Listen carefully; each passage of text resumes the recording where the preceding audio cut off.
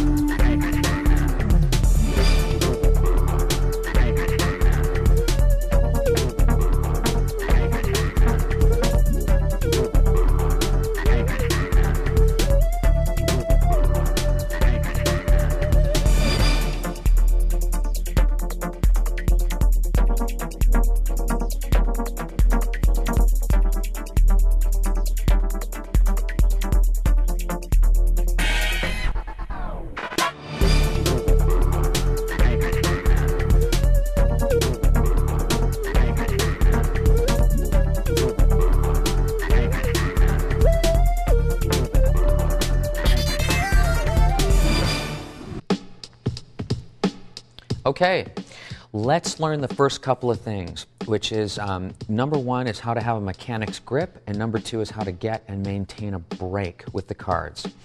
A mechanic's grip is the way that you're going to hold cards from now on, okay? You've got the cards, basically this corner. I want you to get a pack of cards and follow me with all of this stuff, okay? Look, you're in your left hand. If you're right-handed, generally you're going to hold the cards in your left hand, like so. The corner here goes into the heel of the hand. The thumb lies gently along the side. This forefinger goes up from the bottom across, and the 3 fingers are on this side over here. So in a card game, you'll always see a mechanic's grip held like this, which allows you to do many things with the cards. The least of all is a second deal. You know, so that you've got the card there. But this is the way, this is what you do. You start from this point in almost all of card magic and sleight of hand. So just get used to holding the cards. You don't want to be holding them like this. You don't want to be holding them like this. You know, you want to be holding them like gently, like a professional card gambler. Okay? So that is the mechanic's grip. Next, getting and maintaining a break. What is a break? A break is where you've got someone's selected card or whatever, and you want to hold a break above it, which means that there's a gap in the cards and a little bit of the flesh of the little finger is inserted into that break. Generally from the front you will not see very much. You keep your thumb giving a little bit of pressure right there.